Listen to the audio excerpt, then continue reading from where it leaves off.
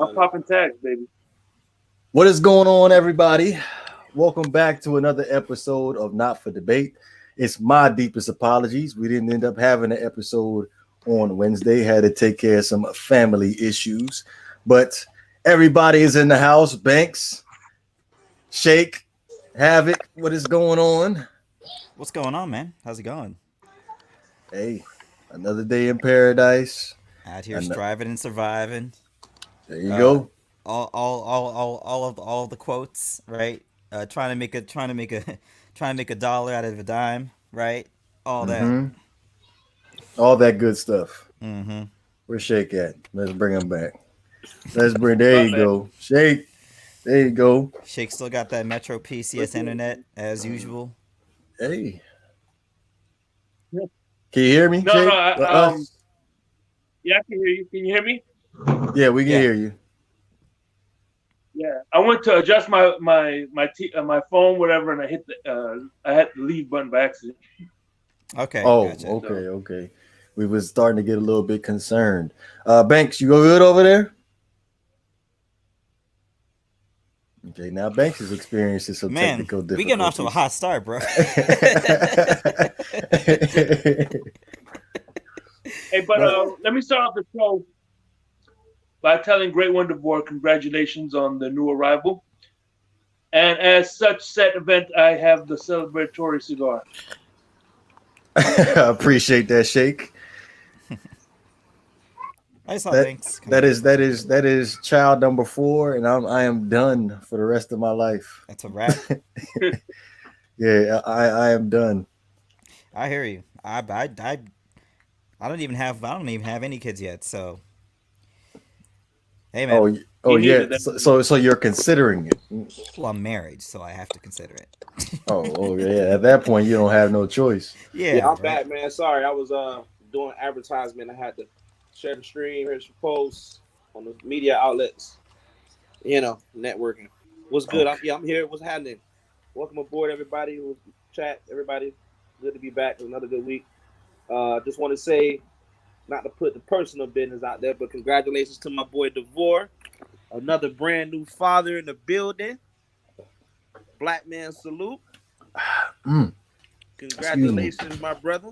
Appreciate that. Appreciate that. I'm trying to. Well, I ain't trying to keep up with you, but like I told Havoc and Shake, I'm done, man.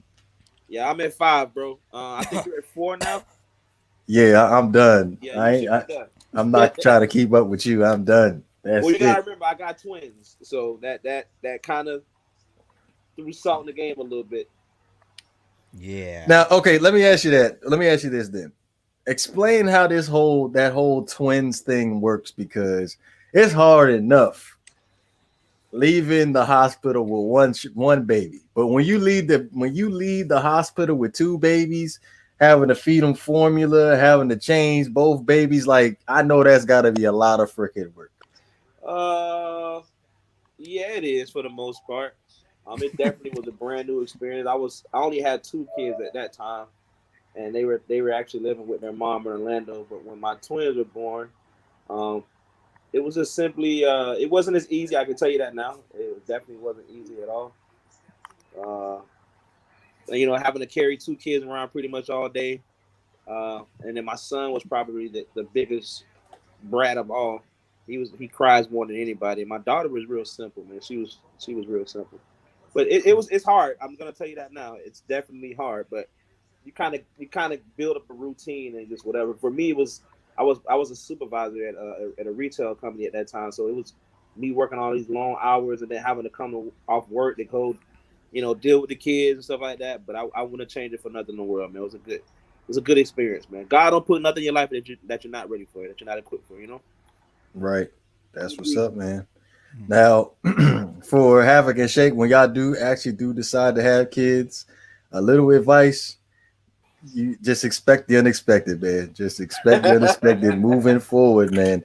Financially, everything, just Oh yeah, bro. everything in general. Just expect the Look, unexpected. look. My life plan or my life goal plan is to get a game room before a child shows up Forget it. because No, That's not that game room is gonna be the child's playroom. That ain't no. Yes. That's why you got to get it beforehand. I'm okay if you got to convert it after the fact, but I mean, you got to give me a little something.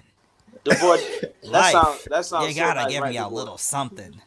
that sounds right. That I'm over sounds so here. nice. I got a portable cart where I could just pick 3 different locations where I can record the podcast at. I wish I could have me a little room. Yeah, right. Lucky him, man. Lucky him. Hey, look. I live in an apartment in New York City. Ain't like I got a whole room Wait, did you dedicated to say gaming. penthouse? Yeah, I mean, so I'm talking about like eventually, like down the road when I'm talking about like getting a house and all that type of stuff. Yeah, but for now, no. I live in a 1-bedroom apartment in Queens. I heard penthouse somewhere in there. You said penthouse. Bro. Maybe if I hit the lottery, Right. I'll have penthouse vibes. Yo, Yeah, you What got a- to check. and I was say, luckily for me, my girlfriend doesn't want any kids. Now, my wife, on the other hand, no, just like, What? no kids. Milkshake, do the leche, player from the Himalayas. Now, before we get started into the pod real fast, I did want to shout out Zachary, Alain.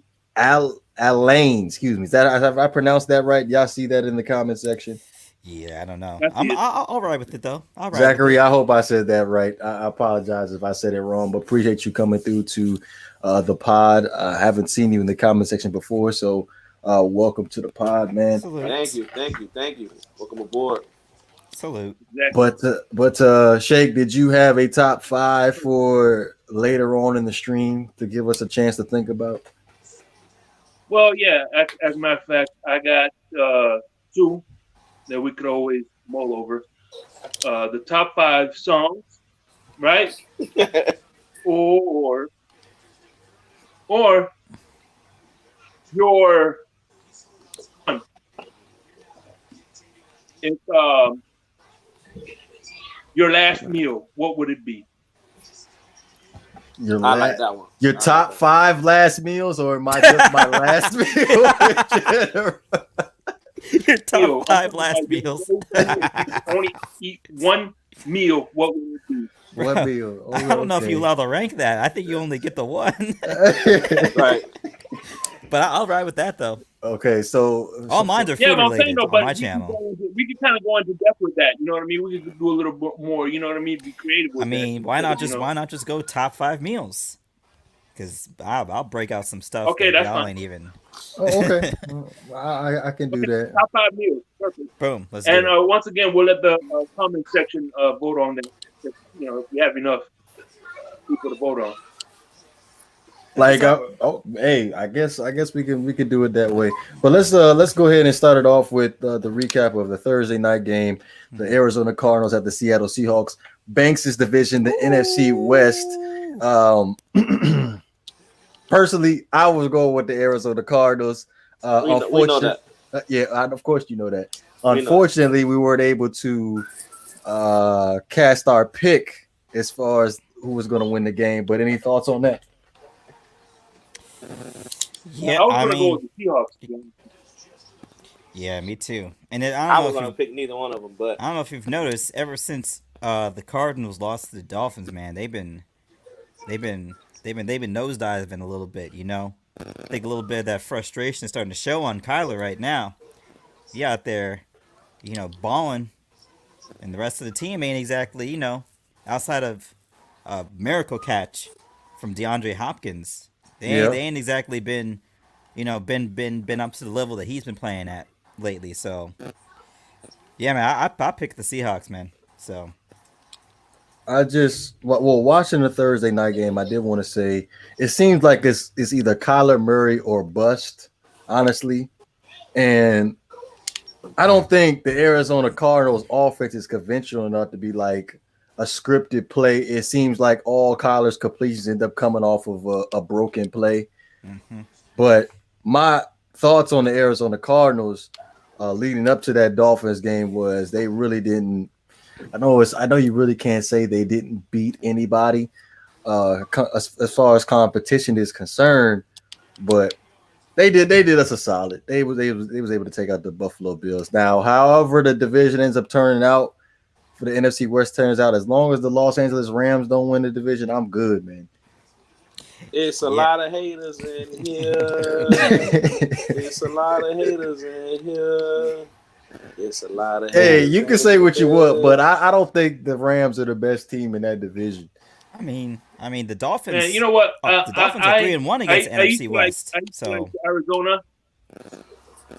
Yes. I used to like Arizona, but until Gary Coleman refused to shake Tua's hand, he kind of lost me.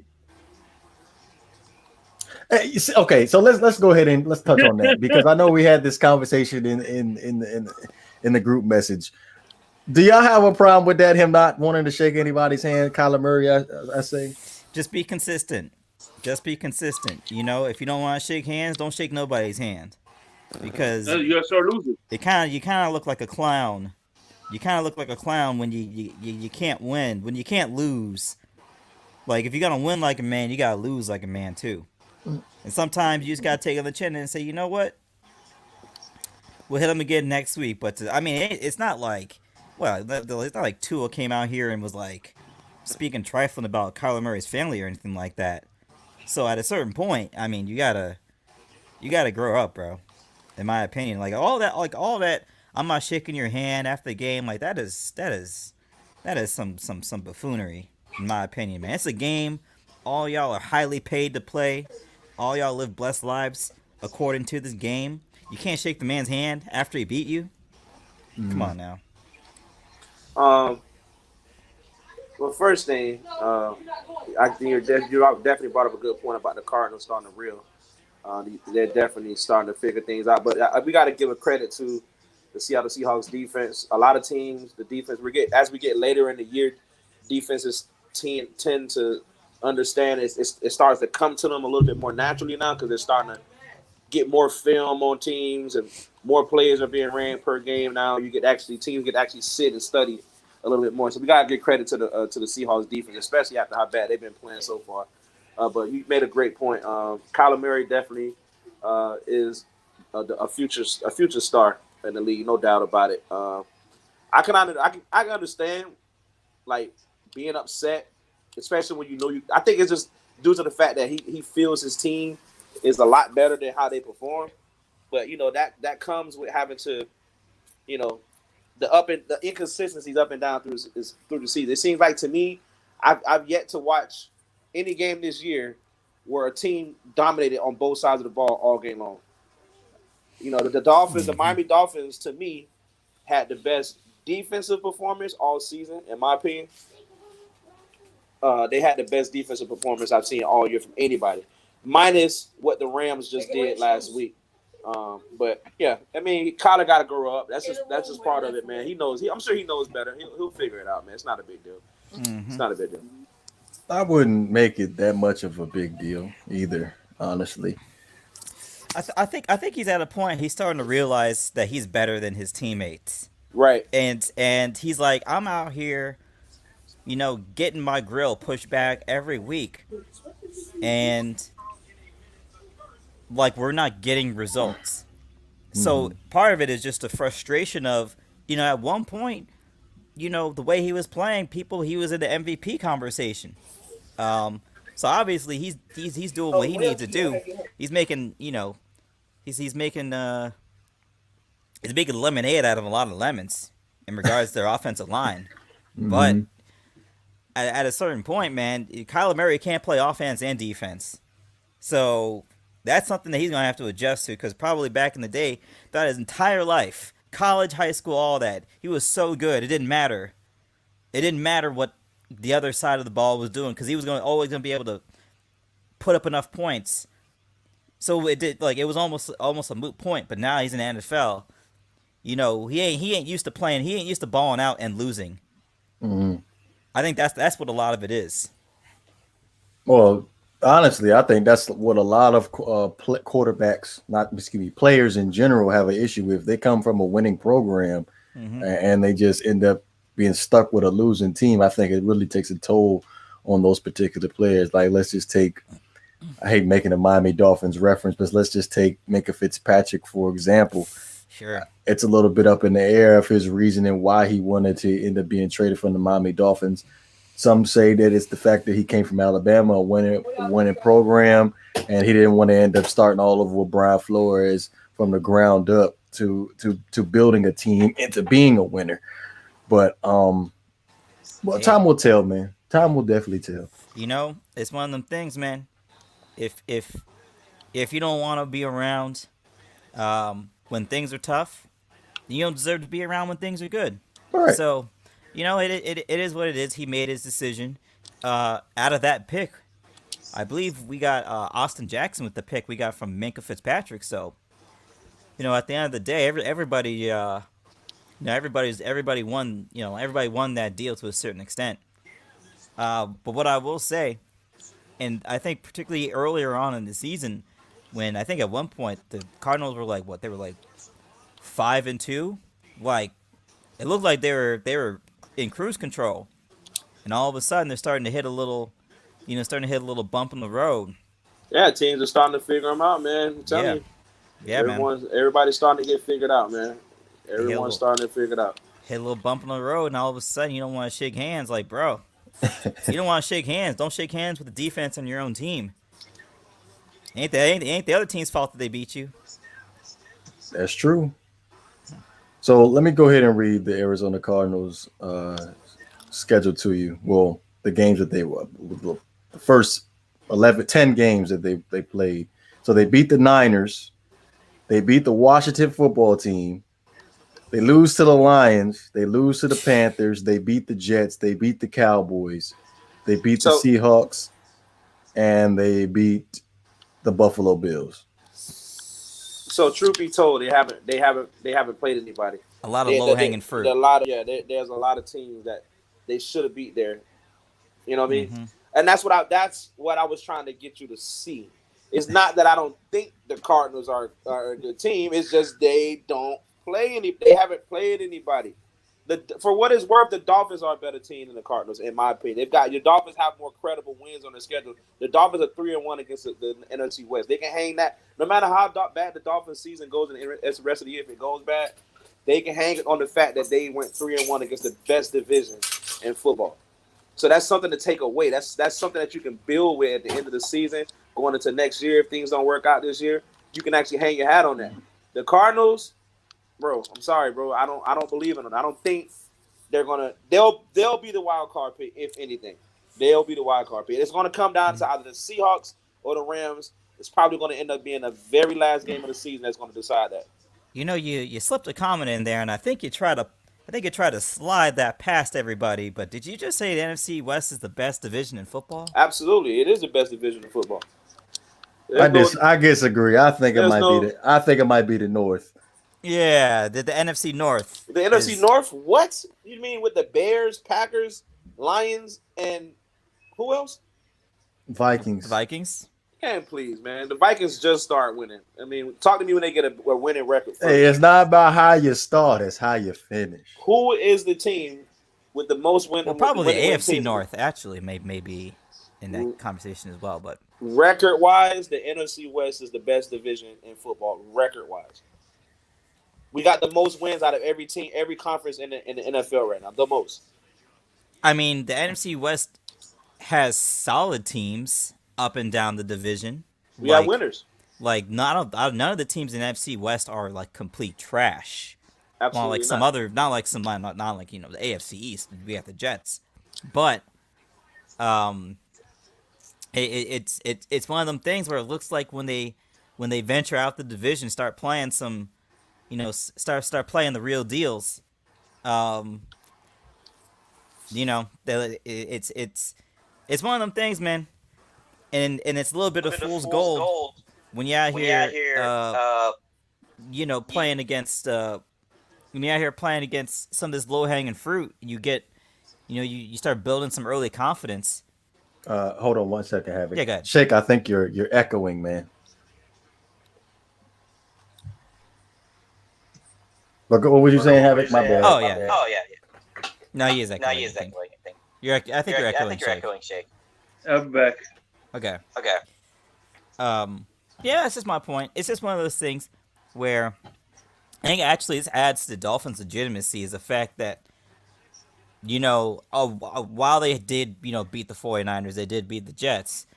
They've beaten good teams three weeks in a row now, like legitimate good teams 3 weeks in a row, and I would say there was no real threat of them really losing any of those games outside of the Arizona game was a little tight at the end, but Be prepared though. I don't think Be anyone prepared. I think really a lot of teams are going to start taking them serious now, and be prepared. hey, but that's what you want though. That's what you want. You want people. You want people to size. I don't believe in that. To be honest with you, teams are going to start taking it seriously. They They take are. all They games are going to seriously. start taking. I don't believe that. You should be happy that everybody's saying that. You should be very happy. They're going to take the Dolphins serious now because they see the Dolphins as legitimate threats now. They're not just the Dolphins anymore. They're the Miami Dolphins. Yeah. They're doing well, man. This is the most positive I've ever said about your team. This is the most positive I've ever said about your team. He's still echoing, Shake. Yeah. He's still echoing, Shake. Yeah. Or maybe try some headphones. Might work out better. But yeah, man. We have a lot of reason to be optimistic. For once, I think actually the fan base is behind the front office and the coach at the same time. In particularly, the Dolphins have gone about things in the right way, the way you probably should build a franchise, right? They stripped it down to the bolts and they rebuilt it in the way that synced up with the scheme. Yeah. So you're seeing full integration of the front office and the coaching staff, and they're all synced up. They're all on the same page. I just think it's Brian Greer Flores isn't giving Flores man. players that he can't use, right? And the players that he can't use, they get him up out of here. So, I think Flores has bought that. He's got people to buy into the culture. He's bought that championship DNA in that locker room and in that organization. He's got people around the organization buying it. I even heard that I was talking to one of my buddies this past week. They said Brian Flores doesn't even allow celebrations on the sidelines. That's how real it is for him. He doesn't even allow it. You know how most teams do all the posing in the camera and all that stuff? You don't see the Dolphins doing that no more. They don't do that. Because Flores is passing out fines and all that stuff, which you got to respect that. That's how the culture should be. And it's not like he's not a guy that doesn't know how to have fun. You can see him have fun on the sidelines too, but he's like, yo, the game's not over. Let's stay focused to get the mission done. He's Bill Belichick and dark skin for what it seems like. He really, I'm really starting to believe in him more and more. He's definitely headed in the right direction. I just hope that the Dolphins can keep it up because, you guys are known to do stuff like this where it gets hot, then it gets really cold. So we're going to wait the rest of the season out. Yeah, I think to a certain extent, the fact that they actually are trusting him, they're trusting him and Greer fully. They're not, putting training wheels on him or anything like that. They're actually you could very well make the case that Chris Greer and Brian Flores were overqualified by the time they got their positions. Right. So, it's just a matter, and I think this kind of goes back to what I was talking about a few weeks ago. Is just you oftentimes the overlooked are the best people for the job, and I think for Chris Greer to be in the Dolphins organization for going on almost 20 years now, for him to get that shot, and for Brian Flores to be part of the Patriots organization for almost 20 years, for him to get a shot, I feel like they both were brewing up a plan, saying, man, if I ever get a chance, I'm going to run things differently, and they're running things differently. So that's the reason why the fan base is behind them so hard is it's not like back in the day they keep bringing around these retreads. These are actually two dudes that you're like, yes, here are the keys, run this. We have no do it the way you want to. We're behind you 100%. Right. I agree. Real quick, let's go ahead and bounce back to the NFC West. I'm gonna be completely honest with y'all. If the Seahawks did not win that game against the Cardinals, I was gonna take Russell Wilson out of my MVP conversation. Well, Russ has been struggling in the last few weeks anyway. And the pattern starting to show. Russell Wilson starting off real hot, fading down the stretch. Yeah. I feel like every year he's an MVP candidate halfway through the season, but at the end of the year, he still keeps up, but he's like, either like a third or fourth, something like that, right? He ends up losing it to a Tom Brady or somebody. Yeah. Exactly. And How am I now? be on the lookout for How am I Tom now, Brady. guys? You're good, bro. Be on the lookout for Tom Brady. It's okay. Well, since we're gonna be talking about Tom Brady, let's go ahead and get into Tom Brady. Yeah. Because I feel like. But let me. I want to get my take real quick. Oh, go ahead, man. Real quick. I was watching Chris Sims Unbuttoned podcast, and one of the points that he brought up is that the fact that as the offensive coordinator doesn't give Russell Wilson any screen passes. It seems like it's down the field or forget it or nothing. You know what I mean? And I think that's what kind of hindering his growth. I think they need to start giving a little bit different looks on offense because let's just face it. With DJ Metcalf, all they're doing is 50-50 balls with him. So I think that's what. So you're saying the offense has become vanilla? Pretty much. Yeah, I heard the smart say that as well. I mean, what's going on with their running game though? I mean, normally the Seahawks are running backs are hurt. Yeah, and I think that's what it is too. I think if their run game was there, it would be a lot easier too. They would be so predictable because normally the Seahawks are led by the running attack. This year, we actually seeing Russell put the ball in the air a lot more. Yeah. So, we also got to factor that into it as well. But with all these negatives that we're pointing out, the Seahawks still have the grip over the conference by a little margin. So we'll just have to see how they play it out. I mean, what I don't want to see from a Rams perspective is I don't want their defense to figure it out because how it looked on Thursday, it looked their defense was starting to figure out some things. And if you can kind of keep the Cardinals from getting on the scoreboard, even though they think they want to score 17 points, that's still to me a success because they put up a lot of points. So. I don't want that to happen because I don't feel like that ends well for Jared Goff and his decision making because we know what happens with his decision making. They were definitely struggling. I ain't gonna lie. I was like, yo, what's going on with the Cardinals? I know the Seahawks defense isn't that good, but them getting the acquisition of Carlos Dunlap paid huge dividends because he ended up coming away with like 2 sacks in that game and a crucial one on 4th down at the end of the game. So Dunlap still got it. Yeah, they able to generate a consistent pass rush. Especially since that's what they run as a cover 3. If you can't put no pressure on the quarterback, you're going to be able to toast nickel it down or up and down the field. But Carlos Dunlap seemed like he's definitely going to be the piece for the Seattle Seahawks defense for them to be successful. Right. Yeah, man. I mean, you can't put you can't put your apartment for sale on Twitter, and then the very next day put land assignments on Instagram. And expect to have the same job later that day. Right. Good to see you guys in Cincinnati. He's out there playing now. Yeah.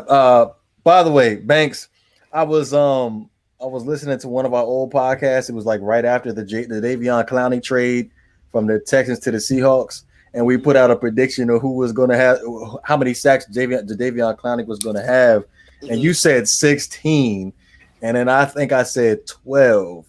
And you know what he ended up coming away with at the end of the 2019 season? What? 2. Well, it goes to show you. We're overachievers. So Jadavion, if you're watching this, boy, we believe in you way too much, buddy. Hey, you seem so confident at 16 too. I was a little bit iffy on that 12, but I was like, if he gonna be a consistent passer, I was like, yeah, 1st round pick, he may get 12, but and also just to keep it a buck, I mean, the best part of Jadeveon Clowney's game is his ability to stop the run. It's not the pass rush. Like, I feel like we're all still living in the lore of that one play he made in college, where he jumped over the line and knocked a dude's helmet out the stadium, basically. Yeah, well, that's the case. We need to put you at defensive tackle then. We don't need you at the at this point. I'm starting to think he's washed. Honestly, yeah. I don't think he's worth the buck, bro. Name a year he hasn't been injured. Like that's true. Name a year he hasn't been injured. That's definitely true. Stuff accumulates. But We're saying we had this gotta discussion show about him and J.J. Watt playing on the same team, and he still was unable to get double-digit sacks. That is also true. Yeah, all I'm saying is, considering the injuries and everything, which is, you make a great point that considering the injuries, maybe we should just stop including. Maybe we need to just drop our expectation of him since we want to bring that up, because obviously our expectation of him is too high. That ceiling is the broke through the roof, and he's in space right now. We need to kind of bring it back to reality with that guy, because. But can you help it? He's a first round pick. Well, He's a overall pick. But listen, all right, you know what this reminds me of? What's the guy's name? McKinley, that was drafted pretty high, and everybody had high expectations. Oh, on him. Takaris McKinley. Yeah, and then now they consider him a bust and stuff like that. So for what it's worth, like, can we consider Jadeveon Clowney a bust? I mean, he hasn't lived up to that. You usually, for me, when I think of a bust, the first thing that comes to my mind is Ryan Leaf. That's a legitimate bust. No, I think Jamarcus Russell is the position. Standard. Jamarcus Russell is the standard. And then you have Ryan Leaf. Yeah, they're both. Yeah, and honestly, for both of them, personal problems is why they didn't really make it. Well, talent is probably the reason why they didn't really make it in the league, but personal problems didn't help him. I'll say it like that. Although Jamarcus Russell, I mean, bro, showing up to practice smelling like Hennessy. What are you doing, my guy? What are you doing, my guy? I wouldn't even. And going back to Takaris McKinley, I wouldn't even give him that disrespect yet, because out of 4 seasons, he's accumulated 17 sacks. Well, I'm just letting you know, they're calling him a bust in the media, and some fans are saying that he especially Atlanta Falcons fans. I guess they were considering how notoriously bad their defense was. I think they were expecting, and the Falcons had defense that one great year, and they ended up going to the Super Bowl that year when their defense was actually really good. And they brought him in the next year or a couple of seasons after that to kind of be put in a role to be that pass rusher, and he didn't live up to it. But the city of Atlanta in general, the players and all that, they didn't live up to it. So, well, I just think it's just the Falcons in general. You look at the pass rushers they bring in there, like we just talked about Takaris McKinley. They died. Think about Vic Beasley Jr. Vic Beasley. We traded Charles Harris over there. I don't hear nothing about Charles Harris over there. Right. Yeah. No, the only thing I've heard from Charles Harris is I think he hit it like he hit a defenseless receiver on the play. Mm-hmm. That's all I've heard from Charles Harris this season, which is what I expect to hear from Charles Harris. So, hey man, it's interesting. Particularly Dan Quinn's supposed to be a defensive coach too. And their defense has been.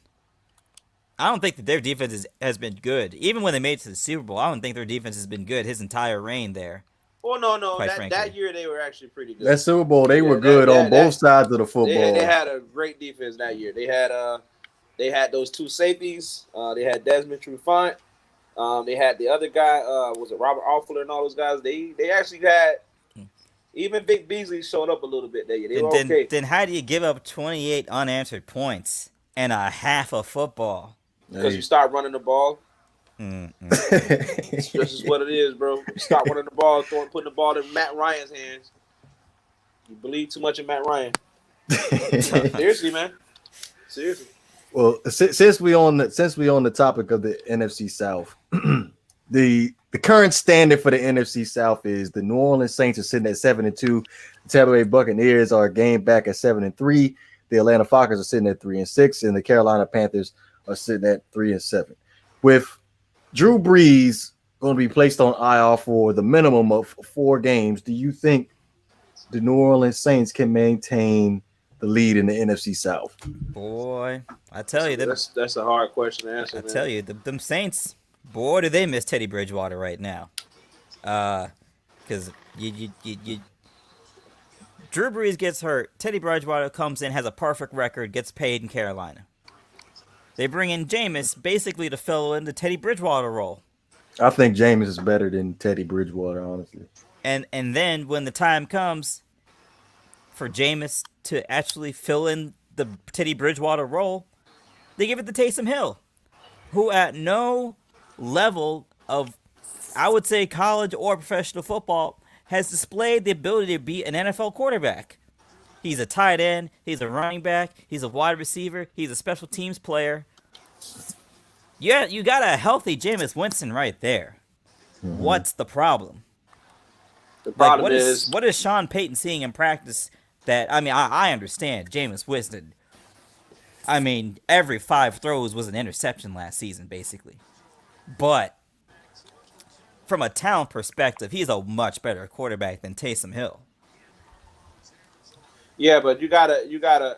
I was talking to a buddy about this on Facebook earlier, well, yesterday, when that decision was made and when announced. I feel ultimately what it came down to was the fact that, and this is going to sound crazy, and and everyone knows I'm a huge Jameis Winston fan. He's Florida State, so I love my Florida State guys. But if I had to be honest, in my opinion, I don't personally feel like Jameis Winston, when he had his time in, those snaps when he came in, I don't feel like he looked comfortable. It doesn't seem like he had the offense figured out.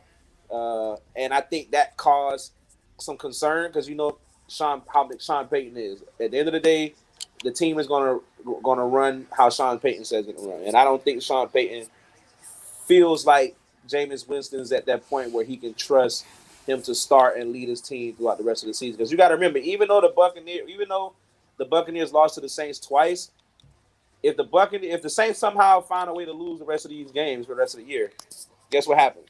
No matter what, all that goes away. So I think they're trying to get that. The reason why they went with that decision ultimately came down to the fact that Taysom Hill just knows how to run the offense. They got enough playmakers around him for him not to have to go out there and throw the ball and get in the air 300, 400 yards. They got a lot of playmakers. They got a lot of weapons that do a great job at what they do. So Yeah, man. I mean, they're paying Taysom Hill $10 million a year for something, and he is supposed to be the heir apparent, I assume, to Drew Brees, at least in the immediate. So I think to a certain extent they just want to lay eyes on him when he has full control of the offense from the quarterback position, and at least see what they have. Because Drew Brees, man, he's playing well, man, but he ain't getting better. And he's not getting any healthier either, quite no, frankly. and So that was a significant rib injury he got too, man. mhm. He has 3 broken ribs right now, which I know having my ribs bruised. And how the hardest part about having rib injury is the difficulty in breathing. You really have no idea how impactful that is, especially with breathing. Like it every time you take a breath, it feels like someone is stabbing you with 1,000 knives. That's just how excruciating that pain is. So, Mhm. I mean, he's probably taking the best medication right now because he's Drew Brees. I'm sure they're hooking him up, but I didn't have that luck. I didn't have that luck. Yeah, It was painful, bro. yeah. I mean, Drew Lock, he needs to watch out. I know he's got this very similar injury concerns as well. They're gonna give him a jacket, but I don't know, man. I don't know how much good that jacket's gonna do against the Miami Dolphins defense. Right. So y'all just think, well, Banks already said he feels like Jameis is not comfortable in the offense with the New Orleans Saints. But I was going to say possibly due to maybe the money situation between the two quarterbacks, because Taysom is making almost 20 million and Jameis is only making like a little bit over $1 million Mm-hmm. this year as far as his contract. So I feel like you can see what you can get out of Taysom Hill this year, and then if you like what you see, you can go ahead and extend him and bring him back. But if you don't like him, at least you got to see what you needed to see out of him, and then you can go ahead and move on. Compared to Jameis, like that $1.5 million is just chump change. You can just cut bait with that Yeah, next year without losing any sleep over it. that's a Cam Newton contract, basically. Yeah. You So know, it's just like a make it or break it type deal for Jameis compared to Taysom. I just felt like it was a little bit more of an investment in playing Taysom Hill than Jameis Winston. yeah. I mean, come this time next year, Taysom Hill will still be on the New Orleans Saints. Jameis Winston likely will not. that has to play. That had to play into the decision. Like, Taysom Hill is going to be there next season. You might as well see what he has to offer from at the quarterback position. I think Jameis Winston is like, coming off the season he came off, he's hoping to get on that New Orleans Saints rehabilitation program so he can make some money somewhere else. Right? The game plan ain't Jameis Winston taking over from Drew Brees. That is not the game plan. The game plan is Jameis Winston attach yourself with a respectable organization for a year and get paid somewhere else. So, I just think they're playing their hands. Taysom Hill is clearly more of a long-term option than Jameis Winston is, and they're giving him the look. Right. Okay, so let's play devil's advocate here. Next year, if Jameis Winston doesn't return back to the New Orleans Saints, what team do you think would want him? I mean, Buccaneers will be good. I know a bunch of teams that would take him as a backup. Yeah, we can hear you, Shake. Okay, good. Yeah, I know a bunch of teams that would take him as a backup in terms of as a starter. I'm talking about as far as competing to be a starter. The Jets. Or Jacksonville, maybe Jacksonville will take him. I don't think Jacksonville's sold on Gardner Minshew. I was gonna say Vegas. Derek Carr is playing. Derek well Carr, this season. he's staying. Gruden likes Derek Carr. Yeah, exactly. You bring him in there to compete with Derek Carr. It's not gonna be a real competition. No, that wouldn't be a bad idea because Gruden loves big arm quarterbacks. There's no doubt about that. But I just think Derek Carr and John Gruden have found that quarterback coach relationship, and it's working. So I don't think they're going to tarnish that at all. I think they're going to continue to try to build. Yeah. How about the Rams? How about the Rams? They're paying Goff too much money, man. They couldn't get off Goff if they wanted to. They can get off Goff. They could trade Goff, bro. and pay another quarterback on top of that. They could trade Goff. Go ahead and give Goff. Jared Goff's dead cap is. Well, what's a good team that Jared Goff could get traded to? It's got to have some ties to it. We'll get back to that. To the Jets. Yeah. Or to the Bengals as a backup because remember Zach Taylor was his quarterback coach. Hell no. I ain't happy with that contract. He ain't being no backup with that contract. He being a starter. But in 2020, Jared Goff will earn a base salary of $1 million, a roster bonus of $21 million, and a restructure bonus of $9 million, while carrying a cap hit of $28 million and a dead cap value of $94 million. Oh hell no, he's staying with the Rams. That's what I'm telling you. Y'all messed up with that, Banks. Y'all messed up. Well, he hit that when the NFL was passing out that money, man. Oh, how about the Washington team? Yeah, Washington. Sure. I feel like Jared Goff is gonna have like a Kirk Cousins type career where he ain't never really gonna be considered like a great quarterback, but he's gonna be paid like a great quarterback. Don't do that, Havoc. Don't do that. Don't disrespect my boy. Detroit too. Detroit will have a good quarterback competition. I know. I see. The thing is with Matthew Stafford, I feel like he's a good quarterback. I just feel like they just don't know how to finish games the appropriate way. Yeah. I mean, they're just not a good organization. That's what it comes down to with Detroit. It's not a good organization. Barry Sanders could tell you that. Calvin Johnson can tell you that. And honestly, Shake, I'm keeping it 100. I would take Matthew Stafford over Tua right now. Actually, you know what? I'm just thinking about it now. The Colts will be another good one. Look what that Frank Wright did with Nick Foles. Look what Frank Wright is doing with Phillip Rivers.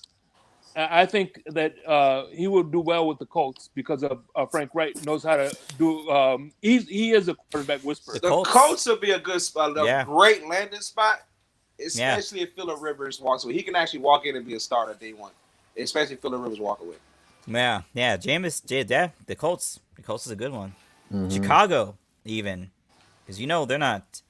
I don't think Mitchell Trubisky is going to make it to that second contract. So. Is this the option? Next year's the option year for Mitchell Trubisky, isn't it? Yeah. Yeah, they're not picking that contract up.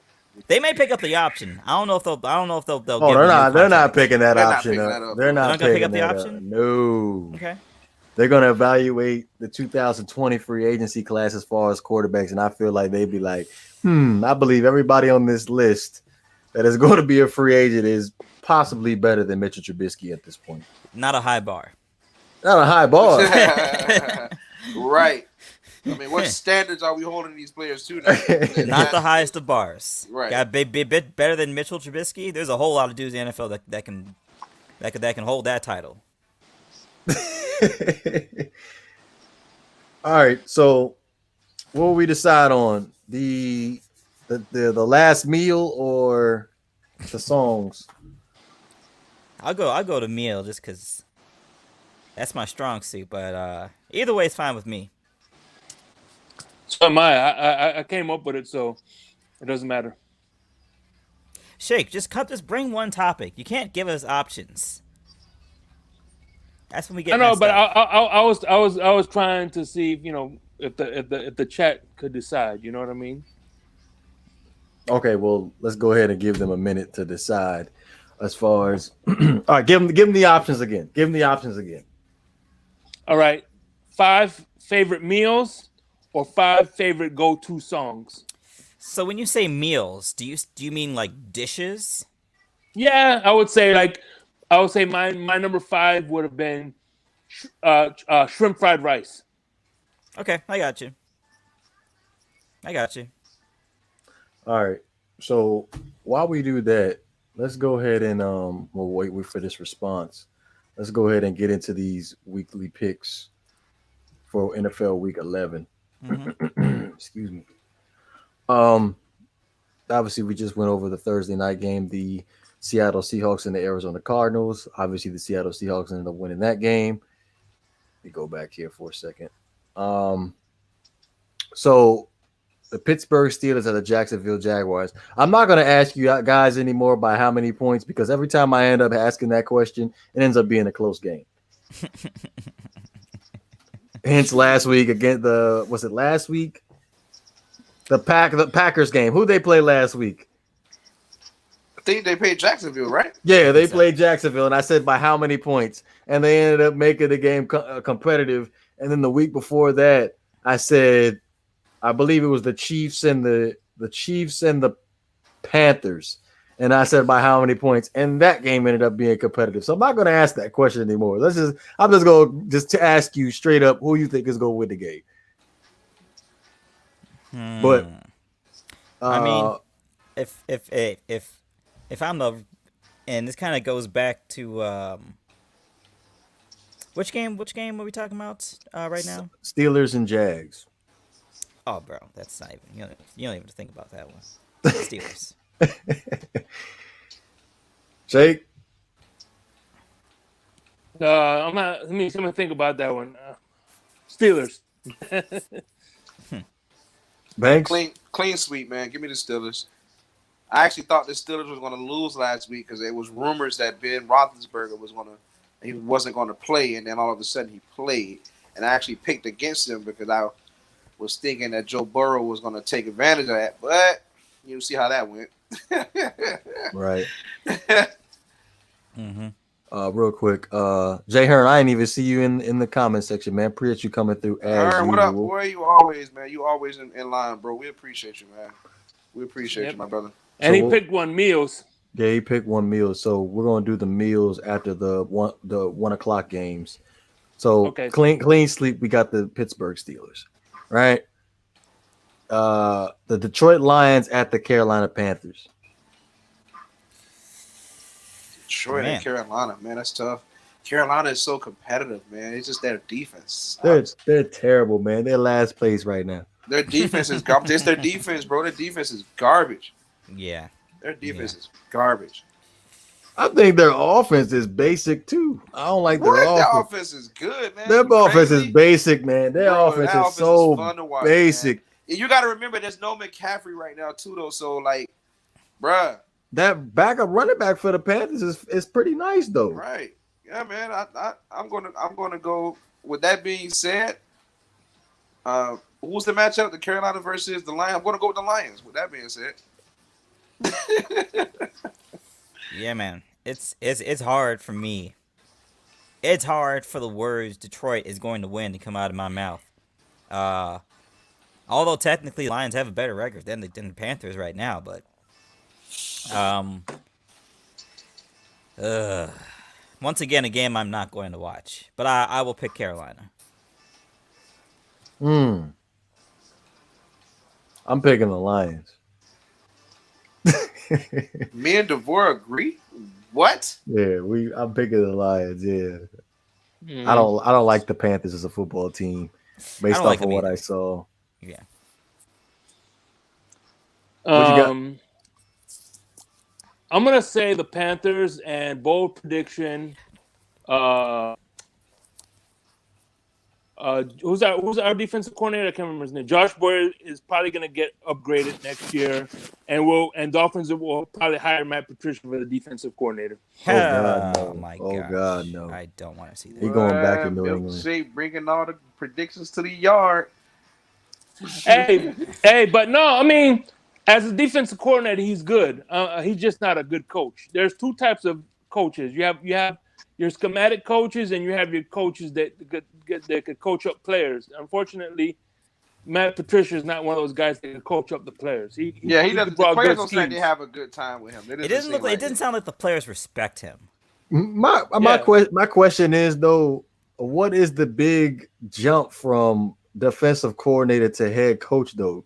Because that's just very hard. It's easy. It's easy because when you're in a head coach, you're more in the business of personality management than you are as a defensive coordinator. But don't you got to do that with your defensive players anyway? Well, no, you're head coach, you got a whole other side of the field now you got to deal with too. Yeah, you're in control of the team now. But I just think that I think Patricia probably walked in there with that mindset, that Josh McDaniels mindset, right? Yeah, where he's just like the Patriot culture is gonna. You know what I mean? Like I'm telling you, bro. Yeah, I mean, same thing. The same thing's gonna happen to Josh McDaniels if he tries to be a head coach. Fortunately for Josh McDaniels, he doesn't have to coach up the players. Bill Belichick does that. So, yeah. It's just one of those things, right? Like with Bill Belichick or Mike Tomlin or Pete Carroll, like the buck stops there. But with guys like Matt Patricia, man, or Adam Gase, you know what I mean? The buck doesn't stop with them. I'll say it like that. Mm-hmm.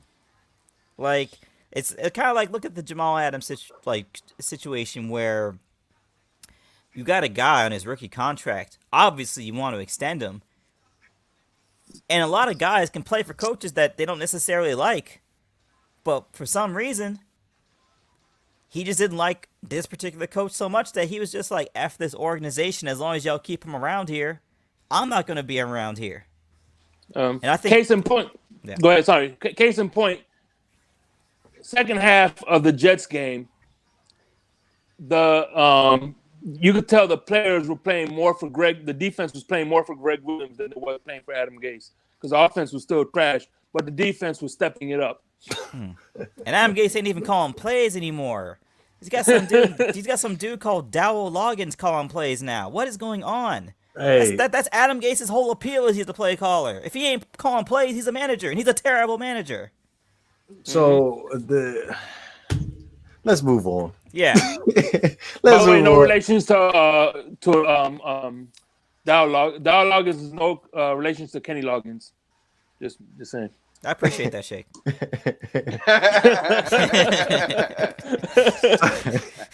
All right, so the New England Patriots at the Houston Texans. Patriots. Ooh, man. Patriots. Cam looked good last week, man. Yeah, I'll roll with the Patriots. I got the Patriots. Cam looked good. I got you.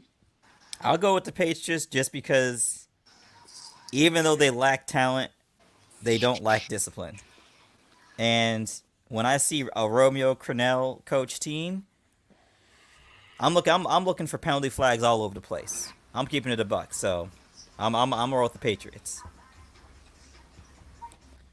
Jake, you went Patriots too? Yeah, unfortunately.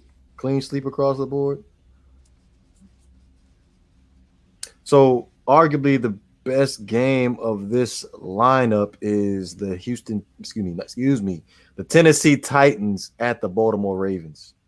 Now we're revisiting this Lamar Jackson conversation because, again, I don't feel like they're gonna end up making it into the playoffs if Lamar doesn't figure out how to throw the football. So Lamar Jackson is not going to turn into Steve Young this year. So to a certain extent, it's over. Go ahead and say it. It's over. To a certain extent, we have to accept him for what he is, and what he was last season was an MVP. Now, obviously, the league has had time to adjust to him, and I mean, it's not like, listen, he's not having a terrible season. Like, he's still running the ball good. He's still pretty efficient with the ball. He only has 5 interceptions all season long. Now, and it's not all on him to win either. Like, the Baltimore actually has a defense as well. They ain't look too good last week. I know the way that running back for the New England Patriots was killing them on the ground. I know, and they're supposed to be stout against the run too. And I don't understand that either. Rush. I don't understand how it even happened, because if the rain was so bad where you can't throw the ball anyway, like I don't get it. I don't understand. I think Baltimore got a little cocky with that Earl Thomas release thing, and it hasn't paid off since he's been off the team.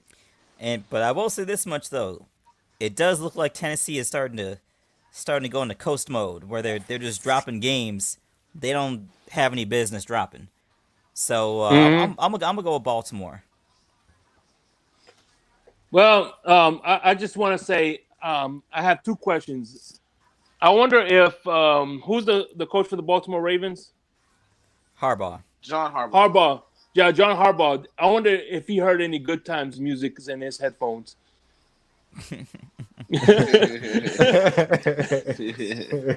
And secondly, the thing about it is, that was a topic that we brought up in the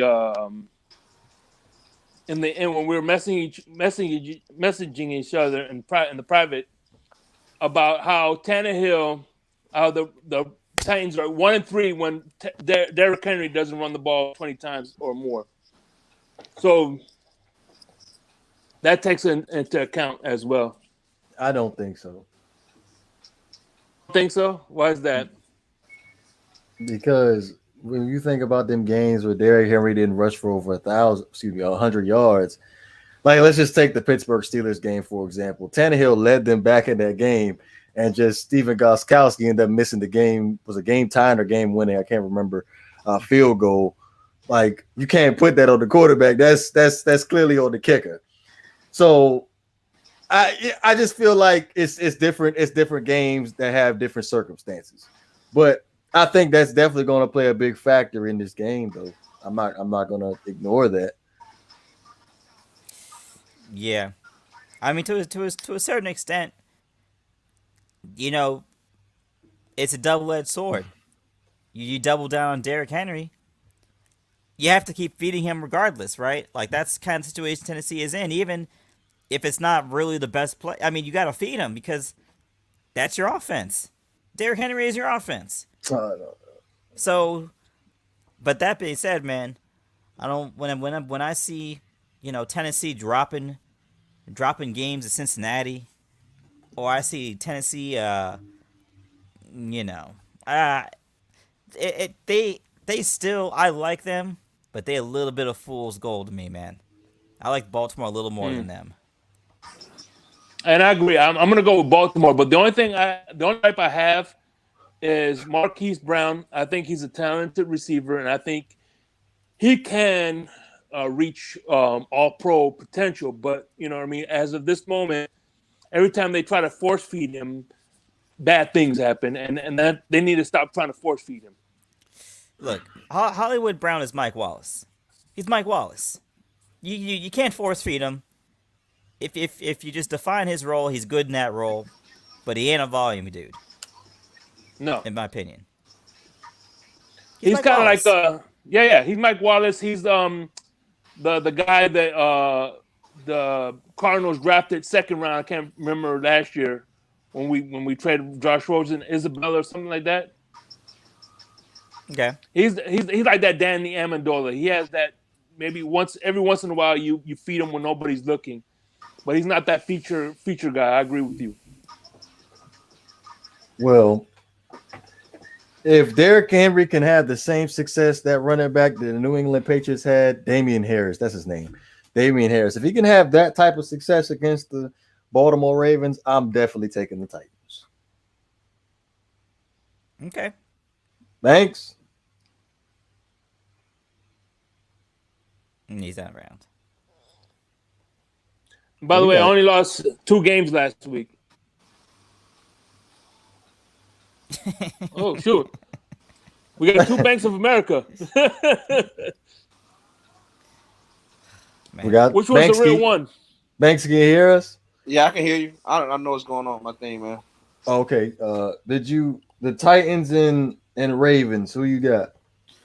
This is the Derrick Henry rematch, but unfortunately Earl Thomas is not on the team.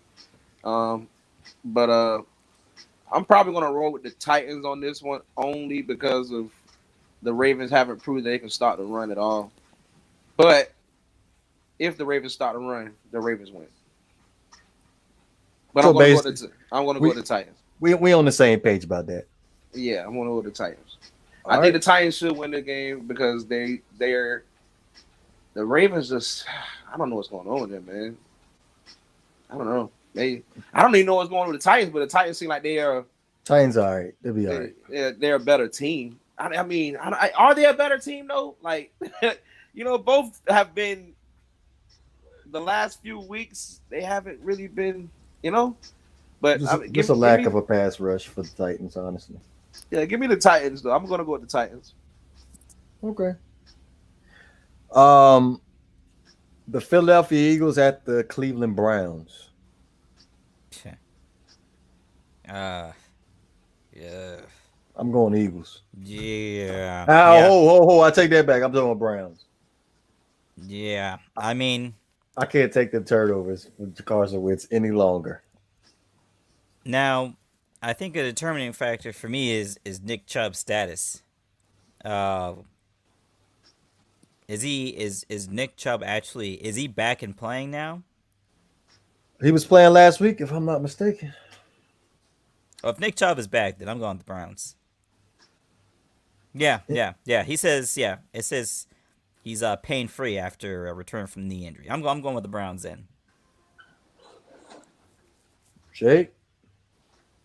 Yeah, my money says Browns, but my heart is hoping Eagles.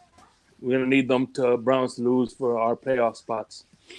So, 19 carries, a $126, and a touchdown for Nick Chubb last week against the Texans. Yeah. Just to add to that Drew Brees report with his ribs, just to show you how serious his rib injury is. This is per Adam Schefter, who just reported this 8 minutes ago. It says, altogether, Saints quarterback Drew Brees has suffered 11 rib fractures. 8 on his left side and 3 on his right side. See you next season. Bro. I will see you next season. Bro. I'll see you in the booth. Yeah, right. Your ribs still gonna be you're gonna be broadcasting the games, your ribs still gonna be tender. Golly, who hit him? Wow. Well, that's crazy. I don't think I ever heard that before. Mm-hmm. Did we all pick? Yeah, I said Browns. Eagles and the Browns. Oh, how garbage is this game? Give me the Browns just because the Eagles suck. The Browns. The Browns. All right. Since we're on the topic of the Drew Brees, the Atlanta Falcons at the New Orleans Saints. Ooh. I mean, we don't know who's. I mean, well, we know who's playing quarterback. We know who's playing quarterback, but we don't know if their quarterback is a quarterback. I'm playing Russian roulette right now on my fantasy team. I picked up Taysom Hill. Yeah, I mean, at the very least, the Saints got enough weapons, even if Taysom Hill is not a great quarterback. They got enough weapons where they can make up for it. Now they don't have really any semblance of a defense, but uh, I mean, Atlanta Falcons are just have they the Falcons have just been a mess all season long. So I'm gonna go with the Saints. I feel like I'm this gonna is a perfect defense for the Saints to play up against. But go ahead, Shake. I'm gonna have to say the Saints because a lot of people will make the argument. I agree that Taysom Hill should have got the nod because at the end of the day, Sean Payton knows a thing or two about offenses. So if he feels that Sean Payton that if he feels that Taysom Hill is the guy, there's a reason for it. So it's just like how Brian Flores had the foresight to put Bobby McCain at safety. And at first, you're like, what the hell is he thinking? But now it's paying dividends. So I'm gonna have to go with the Saints. Thanks. Man, what a. I think this game is probably going to end up being closer than everybody expects. The Falcons have been looking good the last few weeks, but their record is what it is. The Falcons are what 3-7 maybe. Yeah. Yeah. I'm not going to go against the Saints, but I mean I think it's going to be close. But give me the Saints. Saints by a lot. Well, excuse me. It's gonna be a shootout. My fault. It's gonna be a shootout. Yeah, I don't think any defense is gonna be played in this game. So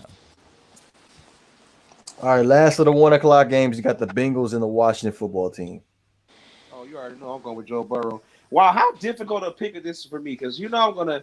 You know what? Give me both teams. I can't call this game because Yeah, you was over here being all humble for Ron Rivera. He just had cancer. I think I'm gonna root for the Washington football team for the rest of the season. and I still am, but I'm not picking this game. Are you crazy? I'm not picking this. No, I'm not, and I'm not picking against Joe Burrow. No, so give me both. yeah, I mean, I'm not Split. I like Joe Burrow, but I don't like the rest. I don't like the rest of the team. And after hearing that Joe Mixon ain't playing, he's on the IR now. I'm going Washington. Man, not only am I going to go Washington, but I think Chase Young is going to get his highest sack total for this year. That wouldn't be surprising though. Bengals. Okay. I mean, I don't care. You know what's crazy? The board hasn't picked the Bengals all year long since they don't got Andy Dalton no more. We finally hear him pick the Bengals. Mm-hmm. I picked the Bengals a couple times this year. No, you didn't, man. What? When? I have picked the Bengals. I think it might have been an episode where you weren't here, but I know I picked the Bengals Right, yeah, all a right, few yeah. times. Yeah, catch me when I wasn't here. Right, okay. I don't remember that, bro. I don't remember that. Last year he was Bengals. Bengals. This year he like the Bengals. All right, who wants to go ahead and start off with their number 5 pick as their favorite meal? I already said mine, shrimp fried rice. Okay. Man, we're I was talking. gonna say chicken gizzards for me, bro. I love chicken gizzards. I never had that, and I don't like the way that sounds, to be honest. It's really good, bro. Fried chicken gizzards. It smells good. Bro. It smells so good. Put some hot sauce on top of those things. That's yes, sir. Yeah, my number 5 pick. I'm gonna have to go with Detroit style pizza. Love Detroit style pizza. Never heard of it. Well, how is it? Describe it, please. It's like a pan pizza, Yeah. basically. But very crispy edges, like around the crust. It's very, very like cheesy crusty. Oh, nice. Duke says like, It's good. He's like, I never heard of that. I think I'm going. Shake, you funny, bro. Shake's like, That's funny, man. You know what? I think my number 5, I'm going to go ahead and roll with the Chipotle steak and cheese. I don't even know what that is. Like is that a burrito? Nah, it's like a steak and cheese, but it's got chipotle sauce on it. Wait, do you buy this at Chipotle? Nah, I had it at Jersey Mike's, but you can make it at home though. Shout out to Chipotle for feeding me today, though. Shout out. I only eat once a day now, so that was my 1 day meal. I had a pretty Once a day. Yes, sir. Yeah, the OMAD diet. They call it Yes, the sir. OMAD diet. Once a day. Sound like the pennies diet. Once a day, brother. I take No, it's called cut right now, so Mm-hmm. I'm not hungry at all. Yeah. All right. Well, I guess for number 4, I mean, there's so many foods in the world, so many meals, so many dishes in the world. Like that's kind of a tough one because I'm thinking about Thanksgiving. Like I ain't eating my dinner without no damn ham and no macaroni and cheese. And for the folks in at home, if you having stovetop macaroni and cheese, you don't deserve to be at this chat. You mean stovetop stuffing? No. Stovetop, man, it's a difference. There's a difference. Wait, stovetop does not make macaroni and cheese. No, you're what Oh, I get it. He's talking about Bronx mac and cheese. I know you're talking about the Velveeta. Yeah. Oh, The crafts. oh, bro, that is Velveeta is pure trash. I love Velveeta. The I shells. can't do it. Can't do it. Mm-hmm. But coming at the number 4 spot, man, shit. I mean, I'm gonna have to go with fried chicken. I hate to be stereotypical, but in my opinion, it's one of the top 5 foods ever created. So, Oh man. You there know it what? goes. I'm going to piggyback on that. Give me fried chicken, too. Golly, bro, at least pick a different position for it. You can't just. All right, go ahead. Yeah, give me fried chicken. Well, yeah, let me get fried chicken because like the boy said, so many, bro. Like, what? How do I have time to even think about all this? Yeah, it's just a personal list at this point. Yeah, man. I love extra crispy fried chicken. The breading makes all the difference. This man's got. Hey, Shake is the dude at Popeyes. That's like, I'll wait for it to be fresh. Yeah. Mm-hmm. Would you say last week from Burger King the something pie? Popeyes. Oh, Hershey Sunday pie, baby. The Hershey's pie. Hey, the Hershey pie is legendary. The bro. Hershey's pie. See, he's laughing because he don't know about the Hershey's pie. But the Hershey's pie is nothing to stick your nose up at. No, he just the way he said a double Whopper with a Hershey pie. Hell yeah. But I'm gonna go ahead and put chicken, but I'm not gonna use fried because I don't eat fried chicken like that unless it's Popeyes. But I'm gonna go ahead and go with the baked chicken. Okay. I put mine. See, I like to marinate mine with some vinaigrette and put that mug in the oven. That joint be tasting right. Yeah. Well, my number 4 is shrimp Alfredo. that's a solid one. That was going to be my number 3. I love shrimp Alfredo. But I guess coming in at number 3 spot now, and I guess With a 9 nice, hold on, what yeah. number, I forgot to add one thing. From my number, I love shrimp fried rice. I mean, not shrimp fried. Shrimp Alfredo with a nice glass of Sancerre. It's pretty much Sauvignon Blanc from the Loire Valley in France. Delicious.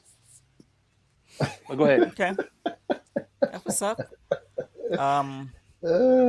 I guess for me in the number 3 spot, and this is probably very revelatory of the fact that I grew up in South Florida. So, you know, when in my favorite place, particularly in Broward County, man, it's called La Versailles. For me, man, I you give me that lechon with the black beans and rice, I'm good. I'm ready to go. That is good. Yeah, the lechon. I think I'm gonna have to go with lasagna. That's a vibe, bro. That's a vibe. I'm also keep it real Miami in here. I'm gonna have to go with Publix subs, bro. Publix subs. We all know you guys heard of Publix, I'm sure, right? I mean, yes, I've. I Give grew me up a in Broward public- County, bro. I grew up in Broward give County. me a public sub any day, baby. Give me a cold cut. Oh, man. Actually, I don't think I've never had a sub from Publix. What? Boy. The best subs on God's green earth. They good, boy. Okay. I'm not really All a right. sub guy, but I like them hot. I don't like them cold. like Quiznos. I haven't seen a Quiznos Quiznos. is Are they almost out of like business? Yeah, I think they're out of business. Six They're years. Golly. Fine. Who's up next? Is it me? My Is it back number to me? 3. Oh yeah, you go back. You go ahead. No, I just gave my number 3, so you go ahead, Shake. Oh, yeah. My number 3 is a little outside the box, but then again, what do you expect from me? Hot dogs and cheese grits. God. What? Hot dogs and cheese grits, baby. Oh my God, that is one of my favorite things in the whole wide world, baby. What I do is I boil the hot dogs, then I stir fry them, and I dip them in a big thing of cheese grits. That sounds like a struggle meal, bro. Hey, I don't care. If that's a struggle meal, I'm struggling. Yo, listen, you can throw that in there with hot dogs and poking beans. What is that? We're talking about top 5 meals.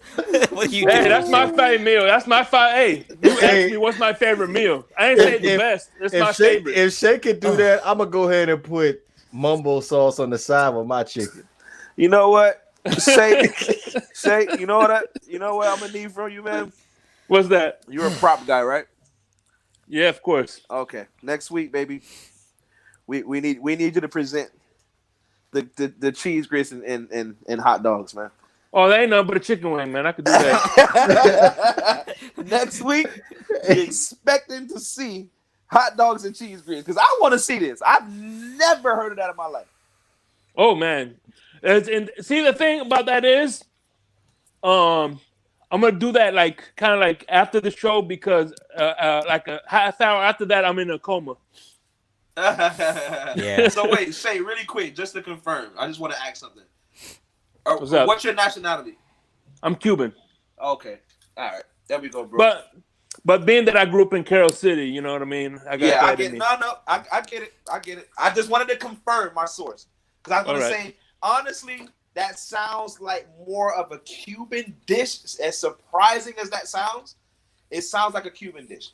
No, nobody in my household would eat that. Oh, okay. Because I'm gonna say I love me some Casavana, bro. If it's on Casavana's menu, bro, or Pinecrest Bakery, I'm there. Yeah. That does sound like it has origins in the struggle meal menu. Oh yeah, bro. He has to present that next time though. I gotta see this seriously. What have I? All right. Am I on 3 now? Right? 2. Am I on 3? I'm on 2. I'm on We're 2. number 2. Okay. Number 2. Number 2, man. It is really easy for me, man. It's Texas style brisket. Yeah.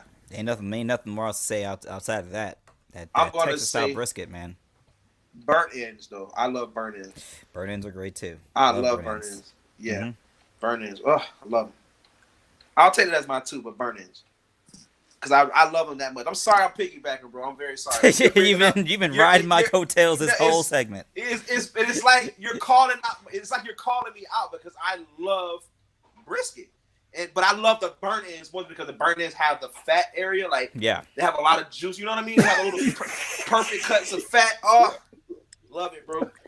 But the way you're talking about brisket does not lend me to believe you're only eating 1 meal a day. Well, no, this is during my order. I just recently started this week on eating 1. Oh, I got you. Yeah. No, definitely not. Definitely not. Bro. I've picked out, which is why I'm only eating 1 meal a day now. I've had my fair share. It's time to chill. Okay. Mm-hmm. Okay. That's up. I'm a barbecue ribs and collard greens, vinegar and the collard greens, man. If that ain't the blackest thing we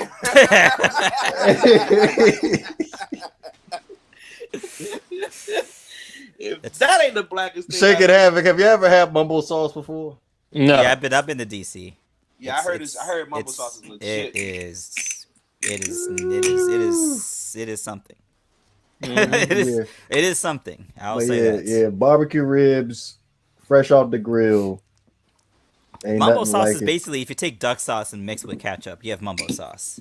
Oh, really? But I heard there's different versions of mumbo sauce. Like depending on where you're at in DC Yeah. or Maryland, you Depending have on the block. Yeah, mumbo yeah. sauce is different. I wouldn't say it's duck sauce because I don't. I feel like duck sauce is a little tangy, and mumbo sauce has got a little bit of spice to it. Mumbo sauce is mad sweet and mad tangy. I wouldn't say tangy. I'll say sweet, but not tangy. Wow. Maybe I That, got well, my mumbo sauce in a different there, block like, let than me you put it did. to like this. Some people like to make their own versions of it, Yeah. but it's usually sweet and a little spicy. It got a little kick to it. Yeah. I mean, maybe I was just on a different block. Like, what color was it? Was it like a It's barbecue sauce color, or yeah. was it a little lighter orange? No, it's like a reddish like a it's almost like if you were to blend orange juice and strawberries together. It was that type of color. That reddish had a reddish orange hue to it. Oh yeah, that ain't it. That's the knockoff. You got to get it. It looks like barbecue sauce. Yeah, I mean I wasn't a fan of it, so I'll say it like that. I gotta get you some real mumbo. Well, I'm not Get, I'm not going to DC anytime soon. you ain't gotta go to DZ. I'll go ahead and mail you a bottle. Yeah. All right. Oh, Jackson, you did say you said brisket too. Yeah. What we at number one? Oh, number one spot. Number two, I ain't get my number two. Oh, go ahead. Number two is like I said, I grew up in Carroll City, and I love, going to my best friend's cookouts, his family's cookouts. So, fried chicken, mac and cheese, and turkey neck collard greens. Oh my Yes, god! sir. With some hot sauce on top, brother. You got vinegar Yeah. on. You got vinegar on the collard greens. No, Oh hell no! but here's the thing. Here's the thing. What tripped me out was when I used to go to my friends. They made me eat last because I used to eat all of it. So they would like, all right, Anthony, you go. When everybody get a plate, you can get your plate. I'm like, all right. Shout out to Carroll City, man. Hell yeah, See Carroll what's City. happening, man. Mhm. Shout out to Carroll City, man. Yeah, man. For me, I mean the number one spot is probably even right now is probably my favorite food to go out and eat. Uh, when you go and you get the real tacos, and I'm talking about like when they make the flour tortillas out of lard, and they get the flour from back in the country, back in the old country. Tacos, man. Number one spot. Come at me, bro. Tacos. Yeah, my number one is going to actually be Vieta. Tacos are going to be my number one anyway, so I'm just letting you know that now. Tacos is going to be a number. I'm going to go with a specific style of taco, which is called a Vieta. I don't know if you guys heard of that, but it's like the most trendiest taco right now. I've heard of birria. Yeah, Vieta. Yeah, Okay. Vieta. It's the shredded the shredded beef with the cheese, and they put it in that they dip it in that sauce. Yeah. Bro, I The had consomme. it. Oh, yeah, consomme. Yeah. Oh my god, bro. Woo. So Those good, are great. Bro. Those are really good. Hmm. Yeah, give me the Vieta. So I get them not every recently, but I was getting them every week. $15. Shout out to El Tacazo, man. That's my taco spot here. El Tacazo. All right, so my number one. This is a meal here. This is a meal. So the crab cake with the macaroni and cheese, with the hush puppies, with the collard greens with the vinegar in it. So just a question. So that stuff is legit in that area there. Like up in that area with Maryland area, crab cakes is really like Hell yeah! okay. Had that joint with a dinner roll. You ever put that joint on a dinner roll? That mug is right. Woo! It sounds No good. doubt.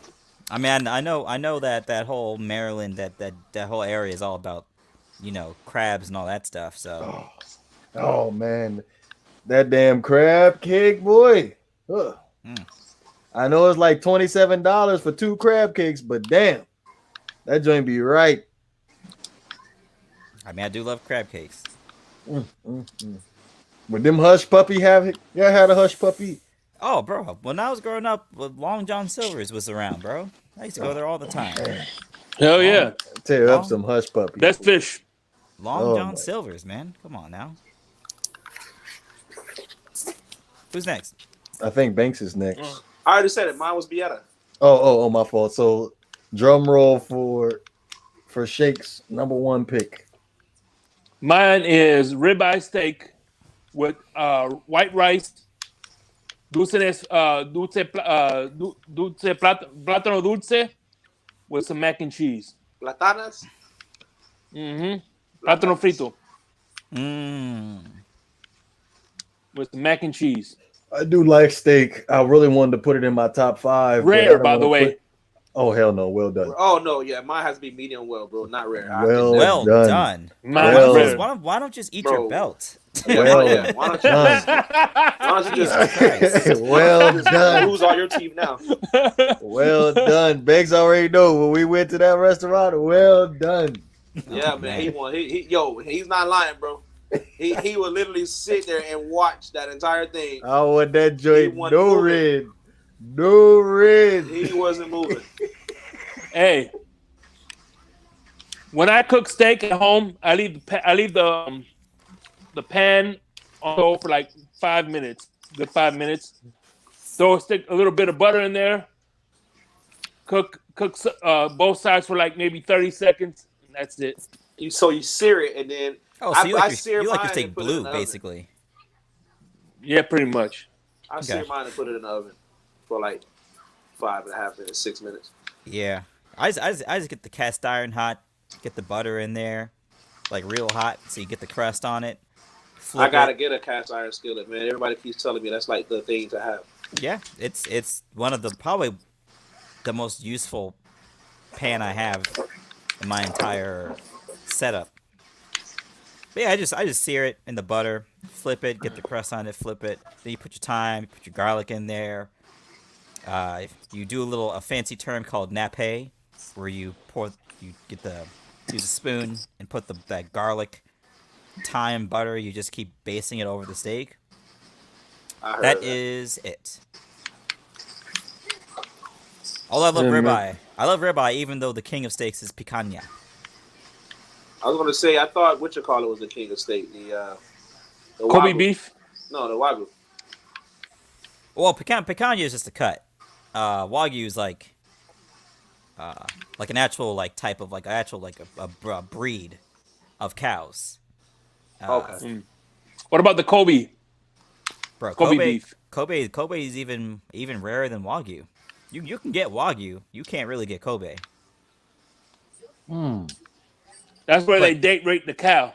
Jesus Christ. You said date rape the cow. Bro, they don't do pretty anything much like... They don't do anything like... Oh, yeah. They give the cow beer and massage it. That's what I was saying. Molly in the drink, she don't even know. Yeah. No, they don't. Shout out to Rick Ross, man. All right. Let's go ahead and finish off these last couple games for week 11 with starting off with the Jets at the Los Angeles Chargers. Chargers next. I'm not picking the Jets all season long. So Chargers. Jets. By the way, this podcast is brought to you by Adam Gase.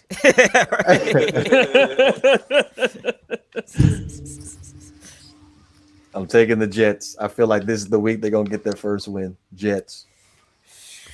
They got to get it sometime, right? Mm-hmm. This is the week.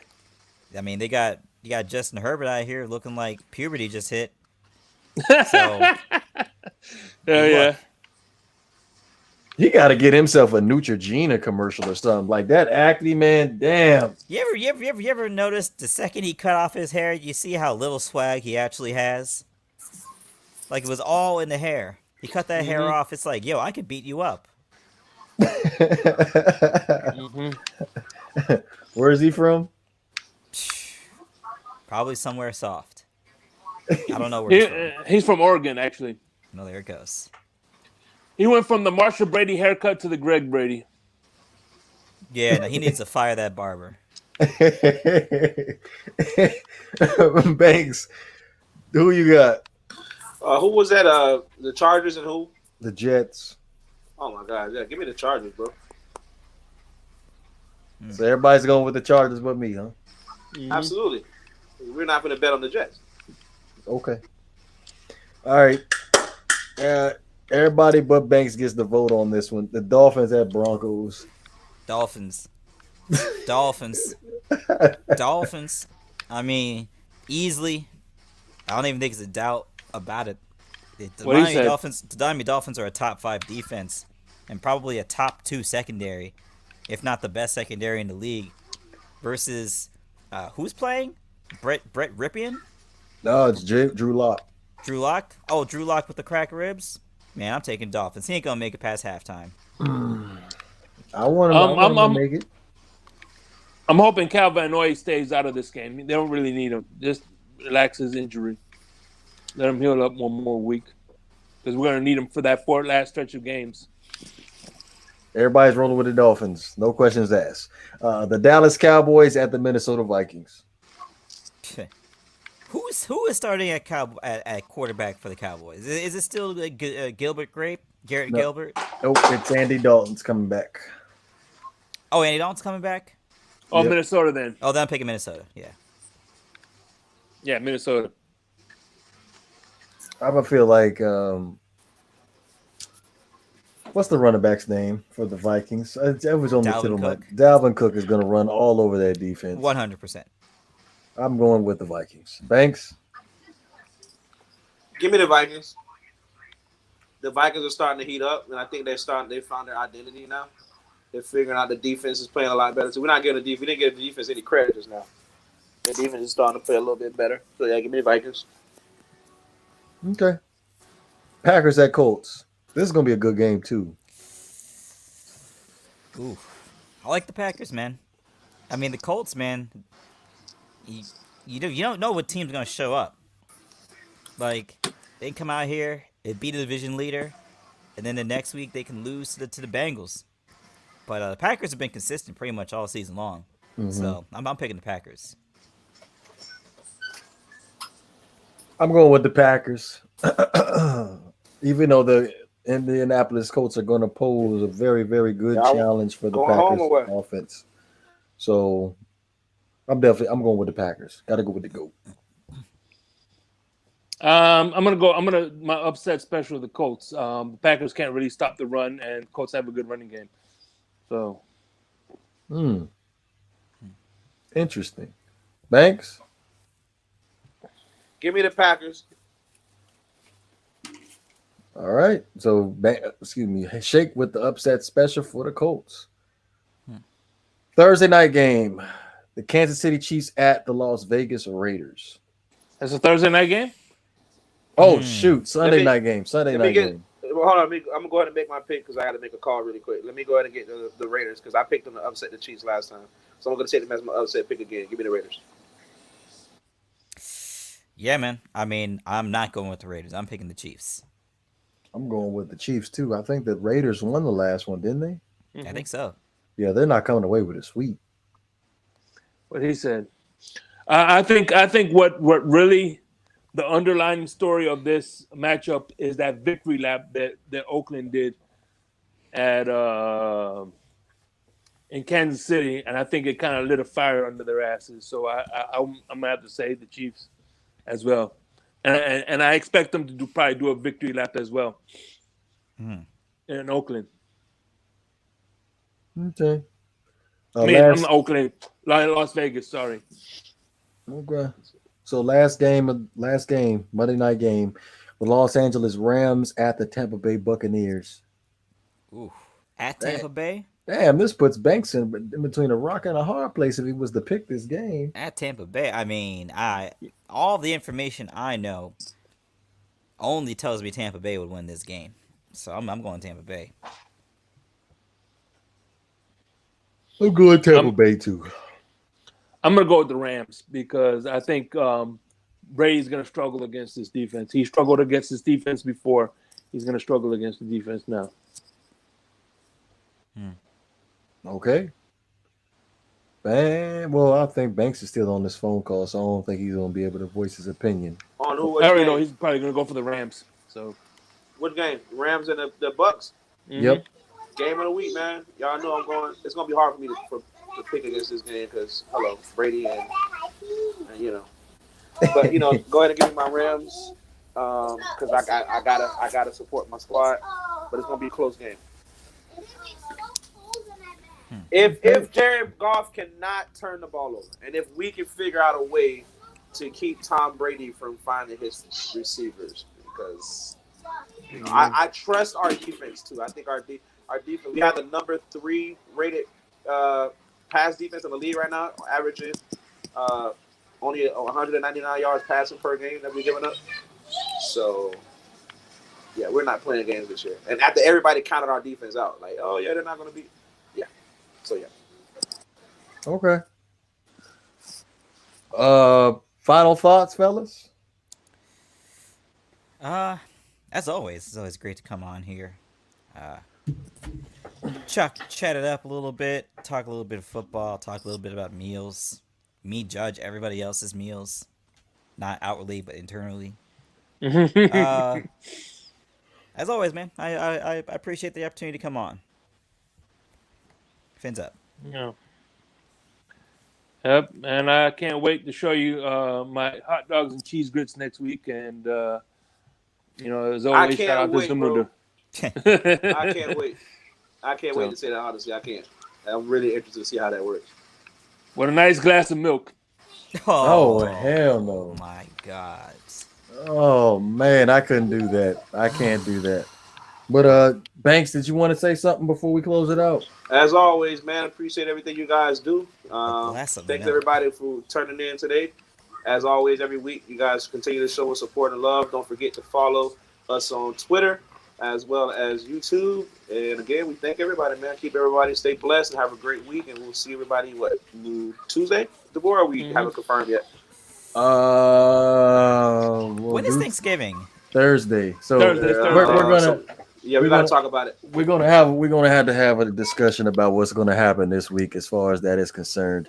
But I was gonna say before you close the podcast, if you think that's something, one of my favorite guilty pleasures is I get a banana and a Kraft single, and I wrap the Kraft single around the banana. We know too much about Shake. Just stop. Please. That is good stuff. You know what? Can I go ahead and put down next week's topic as far as what we're going to talk about as far as food is concerned? Personal topic. Wait. This man just said a banana wrapped in a banana wrapped in a Kraft single. Yeah, good stuff. You know what, Shay? You're gonna have to present half of the stuff you're talking about, bro, because I have to see it to believe it. I'm already putting the topic out right now. Well, it's actually 2 topics. I feel like since it's Thanksgiving this week coming up, I feel like we should have our top 5 Thanksgiving desserts. That's number 1. So and then the other one is going to be your Thanksgiving plate when you sit down and about to start eating. That's the other topic. All right. Too. So can y'all remember that? Yeah, I can. Yeah. All right, you got it, man. Okay. Sure. So with that being said, I did want to add too, in the video description, you have all types of goodies. You have Banks's Twitter name and handle in there. You have Shake Money's Twitter handle in there. You have Havoc's Twitter handle in there. You also have the No Passes Given link in the description. Damn right. Also, we're going to continue on working on trying to put the podcast on other platforms as well. It's still a work in progress. But again, appreciate everybody that came through. Also, shout out to everybody that is in the comment section. Oh, yeah. I'm sorry to cut you off, but everybody get ready for a big surprise next week when we do record. We got a big surprise for you. You guys are gonna see something different in the videos from now on. Can't wait to tell you guys about it. Yeah. I forgot all about that. I can't wait for that either. Yeah. But Also, appreciate everybody that with the shout out as far as my new addition to the family means a lot to me. Shout out. But this is the Not for Debate Wait, you didn't, podcast. wait. Before we go, you didn't even tell us the name yet, bro. What did you name him? Oh, it's Marcellus Blake DeVore. Oh, okay. I like that name, Oh, bro. man. That's cute. Okay. That's clean, bro. That's real I like nice. that. That's what's up. Yes, Marcellus means little warrior. Okay. Okay, what's that's up. what's up. That's what's up. I mean, that's way better. My parents named me. I've literally got a book of the most popular names of the year and just picked one. So I'm glad you put a little more thought into it. I had no choice. It was going to be something else I didn't want it to be, so I had to provide. I had to figure something out quick. Oh, you had to come with a consensus pick. Yeah, I had to. But this is the Not for Debate podcast. We out of here, man. Y'all. Peace. Peace.